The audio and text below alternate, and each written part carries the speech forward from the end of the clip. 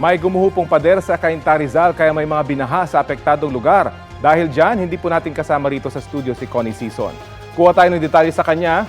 Good morning, partner. Kumusta? Maulang umaga, partner. Mabagyong umaga sa inyong lahat, mga kapuso. At ito nga, no, may mga nakakalap tayong impormasyon dito sa may area ng Cainta Rizal na isa hong village, no? Particular yung Eastville ay may bumagsak na pader, no? Doon sa kanilang perimeter wall. Bumagsak po dyan. At ito ho ay naging dahilan kung bakit mabilis na tumaas ang tubig baha dito po sa mga area naman ng Cainta Rizal mula sa Antipolo. Alam naman natin, ang bulibundukin ng Rizal partner ay Sa talagang mukit, sing matindi, istoryaan kapag ninyo, ito kid. ho ay nagbuhos ng matinding ulan, dire-diretso ito dito sa mas mga mabababang lugar. Pero itong particular na rason ng pagbagsak ng perimeter wall ng isang village nga dito sa Cainta Rizal ang siyang nagdulot ng mabilisang pagbaha dito po sa iba't ibang mga other villages na karatig lamang nito, no? So ang nakikita natin kanina dun sa pag-ikot-ikot natin, partner, merong ilang mga residente, no, na sa kasalukuyan nire-rescue, no, particular na yung mga nagpo-commute. Hindi na sila makalabas, no, ng Marcos Highway patungo sana sa kanilang mga trabaho. Kaya ang ginagawa na lamang nung mismong inisyatibo ng Cainta Rizal na rin ay nagpatawag na sila ng mga fire truck, no, para isakay yung mga residente. Papasok naman ng kanilang mga tahanan sa loob ng village na may baha na rin. At balita natin kanina, maabot na mula tuhod at kanina may mga narinig din tayo, partner, na doon sa isang area, no, na kadalasan talagang binabaha ay umaabot na nga hanggang baywang, ano? So hindi na talaga ngahats pa yung mga sasakyan na makalabas patungo doon sa labas ng Marcos Highway sa taas na rin ng baha. Mismo mga SUV na ito, partner, malalaki ng sasakyan, ano, ay naduwag dahil siguro nakita nila na dami na rin nagbabalikan at wala nang mga ngahas pa na talagang sumuumpa din sa baha. No? First time, particular na dito sa area ng Eastville, according to mga residente, na talagang binaha sila. No? Dahil sa pag-ragasa naman ng tubig mula sa Antipolo, dahil dun sa nabuwal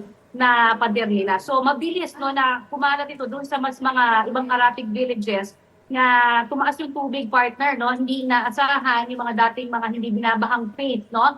Ay ngayon bahang-baha at wala talagang magawa kundi manatili na lamang sa loob ng bahay at kanya-kanyang linis ng tapat, no, ng kanilang mga bahay, partner. Particular na itong mga basurahan, ano, na iniangat ng baha dahil mataas na nga yung baha, inaangat na yung mga basurahan sa tapat ng mga bahay at siya namang lalo pang nagpatindi ng pagbaha dahil yung mga basura, partner, ang siyang pumunta doon sa drainage at lalo hong hindi makahupa yung baha dahil nabarahan na rin, ano. So etong mga ganitong scenario, partner, ang nagpapahirap ngayon sa marami sa ating mga kababayan dito naman sa Cainta Rizal at mga karatig na mga villages. At isa pang balita natin, ano, nakikibalita rin tayo from time to time doon sa mga nagre-rescue. Sinasabi nga nila, kung dito daw sa area ng Eastville, doon sa mga kahabaan po ng mga villages, Kingsville, may Infilindes, patungo dyan, naka-fire trucks pa, kaya pang mag-rescue. Doon daw sa area naman ng Village East, Bangkana, ang kanilang ginagamit dyan.